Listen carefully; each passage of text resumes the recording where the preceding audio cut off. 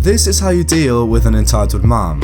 Speak another language. I always thought these crazy people who don't mind their own business must be a rare breed and that I would never encounter one of them, but somehow I did. So a little bit of background before I start. I was born in Pakistan but came to Canada when I was 3. But by that time I could already speak in Urdu, Punjabi and Hindi. The languages are fairly similar in many regards. And then I came to Canada and English was my 4th language. As I grew up, I also learned Arabic, French and Japanese to varying competencies, but all within the realm of conversational. Having grown up in Canada, I have no accent when I speak in English, so you wouldn't be able to tell me apart from a Caucasian person if you spoke with me over the phone. But also having learned so many languages, I'm able to pronounce a lot of sounds fairly accurately, so I sound authentic in all languages that I speak in to all but native speakers. Most of the languages that I know sound different enough from each other that someone that doesn't know them can still tell that the language is different. I've travelled back home to Pakistan a few times and I would always encounter those beggars who come with elaborate stories. Like, my wife is sick and she needs surgery and I managed to get money for that, but I need money for the flight to reach her, etc. I came up with a fun counter to that, which was that I would act like I didn't understand them at all and would start speaking in a different language that they wouldn't know. Japanese was my go-to language while in Pakistan.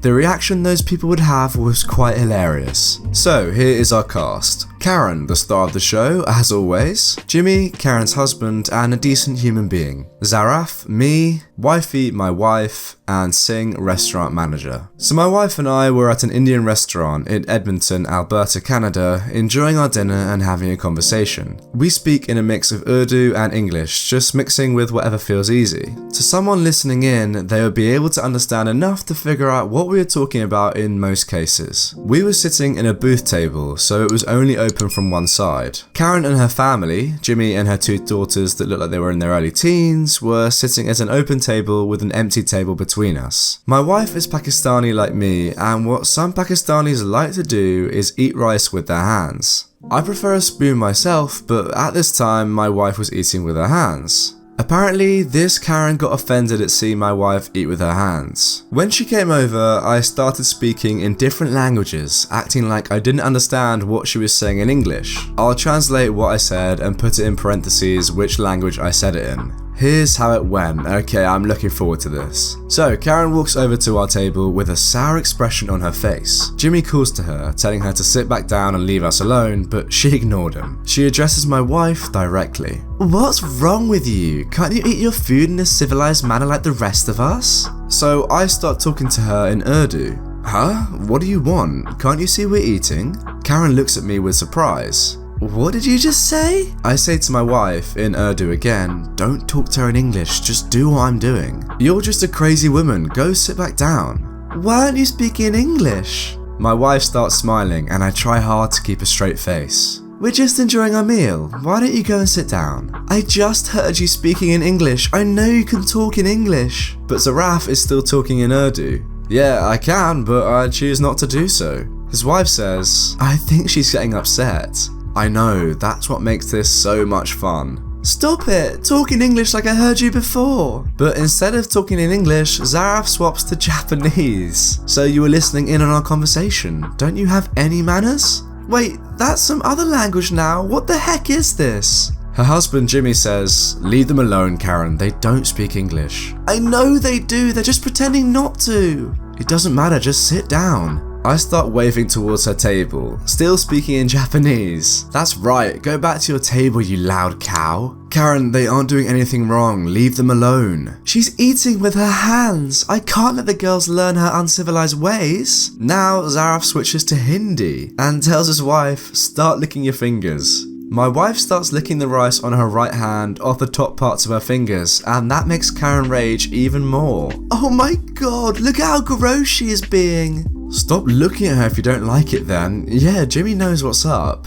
Zara switches to Arabic. Hey you dumb idiot, do you behave this way everywhere you go? He changed languages again, I know he did, his accent changed. Zaraf's now speaking in Japanese. Yep, and I can keep changing. Speak in English. You must have heard them wrong, they don't know English, leave them alone. Then why are they living here? They don't deserve to live here if they don't know English. I was having a hard time keeping a straight face, so I disguised it by raising my voice and appearing angry. I gestured towards her and then pointed at her table. Now in Arabic. Are you so dumb you can't even listen to your husband? Go sit down and stop embarrassing yourself. You don't deserve to be here. Get out. At this point, the restaurant's manager, Singh, shows up to see what all the commotion was about. He's an Indian guy with a pretty heavy accent when he spoke in English, so I knew he'd speak either Hindi or Punjabi. I see where this is going. Excuse me, can you please keep your voice down? What is going on here? This woman is eating with her hands, and it's disgusting. She's corrupting my children with her barbaric ways.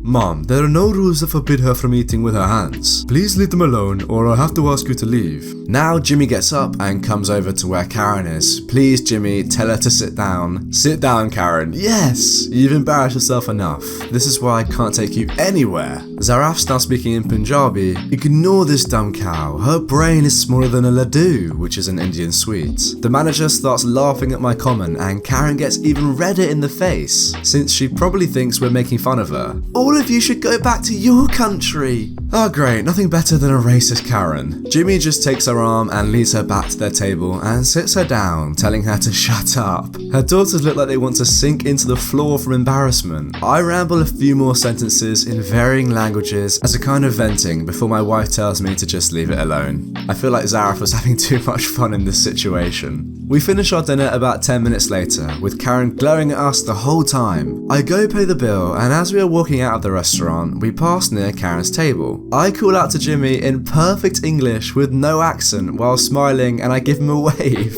Hey buddy, I hope you enjoy your dinner. Have a good night. Karen's eyes bulge as she screams. I knew it, see? They know English! She tried to stand up suddenly, but instead ended up falling over backwards in her seat. My wife and I left the restaurant laughing before she could do anything else. Oh, what a brilliant story. I love when people get their revenge on entitled parents like this one. And also, shout out to Jimmy. He's doing the right thing, trying to control his wife's entitledness. Entitled mum gets her son taken off her and blames me and my boss. Hi, so I'm the one who posted the surfing story a few days ago. Keep in mind that all happened months ago. So just to fill you guys in, if you don't know what I'm talking about, click the I button right now and go and watch this video from a few days ago. Pretty much what happened was, this guy is a lifeguard who works at a surfing beach, and an entitled kid came along and decided it would be a good idea to swim with all the surfers. Inevitably, her kid got smashed in the face by one of the surfers as they were just doing what they would normally do, and he got a broken nose. But his mum went absolutely ballistic, and this is the preface to this story. Anyway, I'm still a lifeguard working at the same beach, only I have different shifts now. I now work in the afternoons. So just a few minutes ago, I came across the almighty EM from my last post, the surfing one, and decided to give you an update. So I walked into a coffee shop close to the surf beach where I eat and whatnot before 12 o'clock.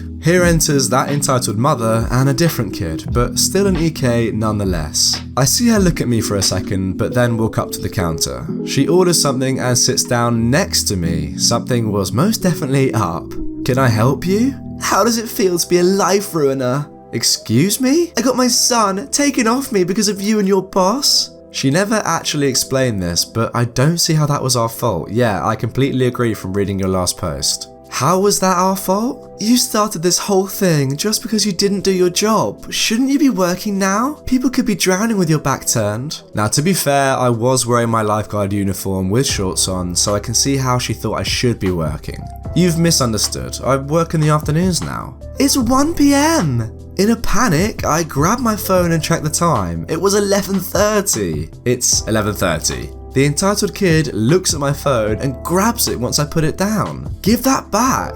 Leave my kid alone. The employees at the coffee shop noticed this straight away. Don't know what takes them so long in other stories, and one of them comes up to me and asks us what's the matter. I tell him, and the entitled mum agrees and apologizes, probably not wanting to get in trouble again. Yeah, too right, she's already had one kid taken away from her. I get my phone back and move to another table, but the entitled mum grabs her entitled kid's wrist and pulls her out of the shop down the street. So when the employee comes out with her order, only to notice she isn't there, he gives it to me to apologize for the fuss. It's now 11:53 and I should head out now. Sorry about my rush writing, but man, it was nice munching on those donuts and drinking that hot chocolate. Sucks she didn't get it though. I'm not sure I agree with that. So a big thank you again to Pastel Blast for submitting another great post and giving us some closure on that surfing story. If you guys want to feature in the next Redditor video, post your stories to my subreddit right now, and the very best will be read out in the next few days.